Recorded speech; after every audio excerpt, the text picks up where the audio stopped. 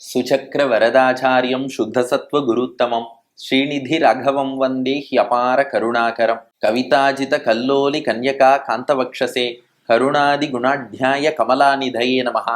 ஸ்ரீ சங்கரா தொலைக்காட்சி நேயர்களுக்கு நமஸ்காரம். புன்னகை ராமாயணம் சுந்தர ஸ்பந்தம் 56வது ஸ்லோகத்தை இன்றைய தினம் நாம் காண உள்ளோம். இப்ப காட்சி என்னன்னா, அரக்கர்கள் அடுத்து அணிய ஆடையே இல்லை என்னும்படி எல்லா ஆடைகளையும் கொண்டு வந்து ஹனுமானுடைய வாலிலே சுற்றி விட்டார்கள். இப்போ ராவணன் என்ன சொன்னானா, இப்பா இந்த வாளால தான் எங்களெல்லாம் கட்டி போட்டிருக்கான், இந்த வால்லேருந்து இவன் எங்களை ரிலீஸ் பண்ணணும்னா இருக்கிற ஆடைகளை கொண்டு இப்பவே வாளுக்கு நெருப்பு வச்சிருங்கோ. வால் முழுக்க நீங்க மொத்தமாக சுற்ற வேண்டும் என்றால் அதெல்லாம் சாத்தியம் இல்லை. இந்த வாளை முதல்ல எரிச்சு ஏதாவது ஒண்ணு பண்ணாதான் நாங்கள்லாம் பிழைக்கலாம். அதனால வால்ல தீ வச்சிருங்கோ நானும். அதனால அரக்கர்கள்லாம் என்ன பண்ணார்கள், முழு வாளையும் சுத்த முடியல, பாதி வாளைத்தான் சுற்றி இருக்கிறார்கள். அதுல எண்ணெயை கொட்டி அந்த அரக்கர்கள் எல்லாம் ஹனுமானுடைய வாலிலே இப்போது தீ வைத்து விட்டார்களாம். இப்ப தீ வச்சதும் ஹனுமான் என்ன பண்ணார், அதைத்தான் 56வது ஸ்லோகத்தில் வில்லூர் சுவாமி வர்ணிக்கிறார். இதுவும் சரமா சீதைக்கு பிளாஷ்பேக்கா சொல்றா. ஹனுமான் என்ன தர்மா பண்ணா, வால்ல நெருப்பு வச்சா, வால்ல நெருப்பு வச்சதும் கிடு கிடு கிடு என்று அந்த வாளை சுழற்றினார். அதுல கட்டியிருந்த அரக்கர்கள் எல்லாம் முதல்ல ரிலீஸ் பண்ணார். அரக்கர்கள்லாம் என்ன நினைச்சானா, ஓஹோ நம்மளை பார்த்து பயந்துட்டார் ஹனுமான், வால்ல நெருப்பு வச்சதும் தூண்ல கட்டி இருக்கிற நம்மள வாளாலேயே ரிலீஸ் பண்ணிட்டார்னு நினைச்சார். ஆனா அவளுக்கு தெரியல, மொத்தமா கூண்டோட எல்லாரையும் அழிப்பது போல மேல நெருப்பு வைக்க போறாருன்னு அவளுக்கு தெரியல. அதனால வால்ல இருந்து எல்லாரையும் ரிலீஸ் பண்ணிட்டார் ஹனுமான். ஆஹா ரிலீஸ் பண்ணிட்டார்னு அரக்கர்கள் நினைச்சாலாம். அப்ப ஹனுமான் அடுத்து என்ன பண்ணாருங்கிறது தான் இந்த 56வது ஸ்லோகம். உங்கள் உள்ளத்திலும் இல்லத்திலும் எழுந்தருளி இருக்கும் சீதாராமர்கள் ஹனுமான் முன்பு ஸ்லோகத்தை விண்ணப்பிக்க தயாராகுங்கள். இப்ப சீதையே இந்த வரலாற்றை ராமனிடம் எடுத்து சொல்கிறாள். ஹனுமானுடைய வாலிலே துணியை சுத்தி எண்ணெயை கொட்டி தீ வச்சா. உடனே ஹனுமான் என்ன பண்ணார், ஸ்லோகம் ஏதச்சாபின யத்ர நாமன நிஷா சம்ராஜதேஸ்மின் புரே வாலாக்னேர் ஜ்வலனேன ஹந்த சததம் திருஷ்யம் திவைவா பவத் இத்யேவம் சரமா கிரா மம மதிர் மக்னா முதாம் சாகரே சீதாயா இதிதே முகே கிலகிரா மந்தஸ்மிதம் வர்த்ததே. இப்போ சரமா சீதைட்ட சொன்னாலாம், ஏத்தச்சாப்பின எத்திர நாம ந நிஷா. இந்த ஹனுமான் என்ன பண்ணிட்டார், இதையும் கேடு சீதா, ஏத்தச்ச அப்பி இதையும் கேடு. இவர் என்ன தெரியுமா பண்ணார், வால்ல நெருப்பு வச்சான். நெருப்பு வச்சதும் வாளால எல்லாரையும் தூணோட கட்டியிருந்தார். அவளெல்லாம் அப்படியே வாழை அப்படியே ரிலீஸ் பண்ணிட்டே வந்தார். தப்பிச்சிட்டோன்னு அரக்கர்கள்லாம் நினைச்சா. ஆனா ஹனுமான் மொத்த இலங்கைக்கும் அந்த வாலில் உள்ள தீ அப்படியே டிரான்ஸ்பர் பண்ணி மொத்த இலங்கைக்கும் தீ வைக்க தொடங்கினார். ராவணனுடைய அரண்மனை என்ன, அவனை சார்ந்து இருக்கக்கூடிய தீய அரக்கர்களின் அரண்மனை என்ன, அங்கெல்லாம் அப்படியே நெருப்பு வச்சுட்டே போறார். ஹனுமானுடைய வால்ல வச்ச நெருப்புன்னா அது மொத்த இலங்கையும் எரித்து கொண்டு வருகிறது. அதனால என்ன பண்ணிட்டாராம், எத்திர நாம ந நிஷா சம்ராஜ தேஸ்மின் புரே. இனி இலங்கையில் இரவே இல்லாதபடி பண்ணிட்டாராம். நிஷானா இரவு, எத்திர நாம ந நிஷா, இனி இலங்கையில இரவு பொழுதே இருக்கக்கூடாது, எப்போதும் பகல்னு ஆக்கிட்டாராம். ஏன் அப்படி செய்யணும், இத முன் ஸ்லோகத்தை கேட்டால் உங்களுக்கு புரியும். அரக்கர்கள் என்ன பண்ணா, தங்களுடைய எல்லா ஆடைகளையும் கொண்டு வந்து ஹனுமானுடைய வால்ல சுத்திட்டா, அடுத்து அணியறதுக்கு ஆடையே இல்லை. அதனால பகல்ல இனிமே நாங்க வெளியிலேயே வரமாட்டோம்னு அவன் முடிவெடுத்துட்டா. இரவில் தான் நடமாடுவார்கள் நிஷாச்சரர்கள், அரக்கர்கள் நிஷாச்சரர்கள், இரவில் நடமாடுபவர்கள்னு பெயர் பெற்றான்னு பார்த்தோம் இல்லையா. இப்ப ஹனுமான் என்ன பண்ணாராம், நீங்க இரவுல தானே நடமாடுவேள், பகல்ல நடமாட மாட்டேன் இல்லையா, உங்களுக்கு இனிமே இரவே இருக்காதுன்னுட்டாராம். ஏன்னா தன்னுடைய வாலில் உள்ள தீயால் மொத்த இலங்கையும் எரித்து பளபள பளபளன்னு இலங்கை எரிஞ்சுன்னு இருக்கு. அப்படி பளபள பளபளன்னு எரிஞ்சுன்னு இருக்குன்னா அதை எப்படி நீங்க இரவு பொழுதுன்னு சொல்ல முடியும். அதனால மொத்த இலங்கையும் பகல் போல் பிரகாசிக்க தொடங்கியது. அதனால சம்ராஜ தேஸ்மின் போரா, பகல் நேரத்துல எப்படி ஜம்முன்னு ஒளி வீசுமோ அது போல இலங்கை முழுக்க அப்படி ஒளி வீசின்னு இருக்கான். அதனால இனிமே என்ன அர்த்தம், அரக்கர்கள் யாராலும் வெளியிலேயே நடமாட முடியாதுன்னு அர்த்தம். அந்த மாதிரி பண்ணிட்டார் ஹனுமான்.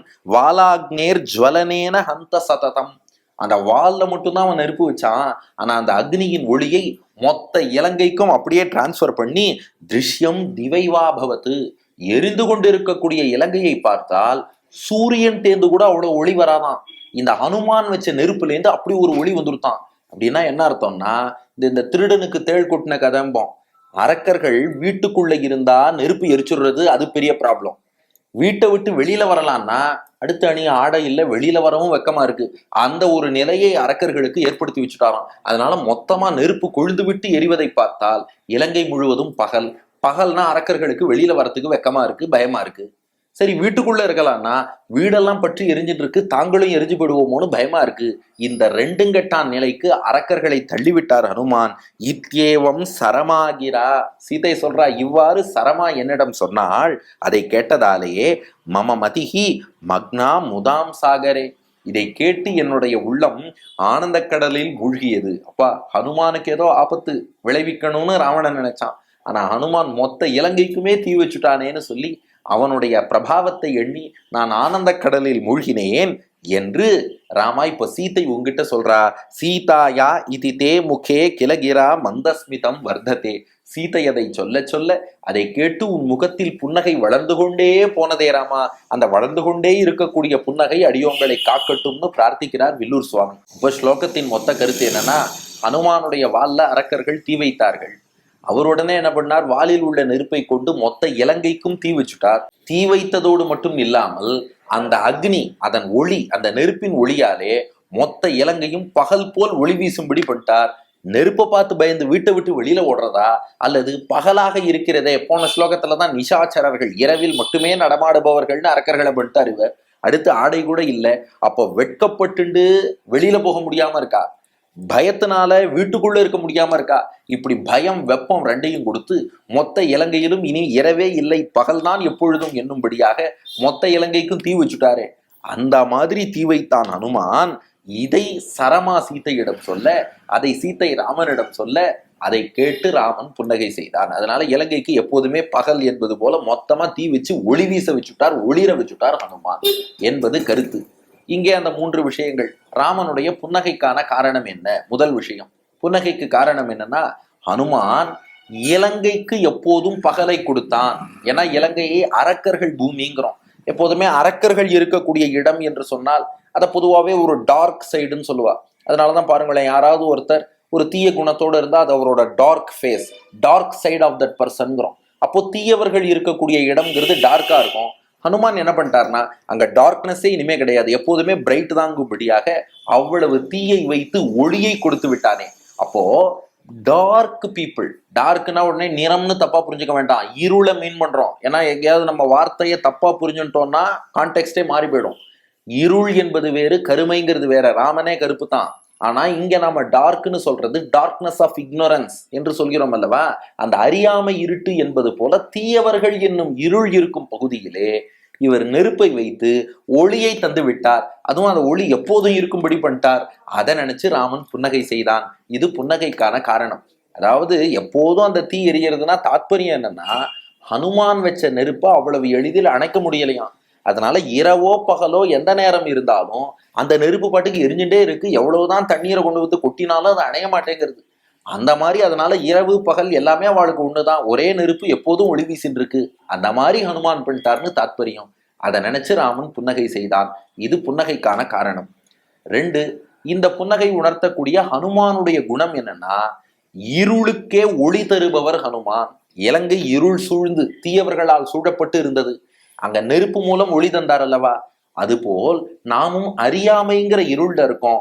ஹனுமானை நாம் வழிபட்டால் நமக்கு ஞானம் என்ற ஒளியை தந்து, அந்த ஒளி எப்போதும் மாறாதபடி, இலங்கைக்கு தீ வச்சார்னா இரவோ பகலோ எரிஞ்சுட்டே இருக்கு, அணைக்க முடியல.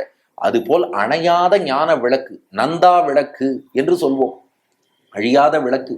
அப்படிப்பட்ட நந்தா விளக்கான ஞானத்தை நம் புத்தியிலே ஏற்றி வைப்பவர் ஹனுமான். அந்த குணத்தை இதன் மூலம் நாம் புரிந்து கொள்கிறோம்.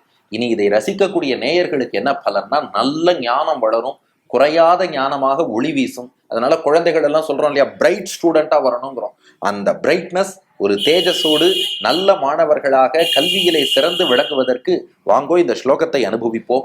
ஏதச்சாபின யத்ர நாமன நிஷா சம்ராஜதேஸ்மின் புரே வாலாக்னேர் ஜ்வலனேன ஹந்த சததம் திருஷ்யம் திவைவா பவத் இத்யேவம் சரமாகிரா மமமதிர் மக்னா முதாம் சாகரே சீதாயா இதிதே முகே கிலகிரா மந்தஸ்மிதம் வர்த்ததே என்று தினமும் சொல்லுவோம். அனுமனுடைய அருளாலே ஞான ஒளி பெற்று இன்புறுவோம். நன்றி, வணக்கம்.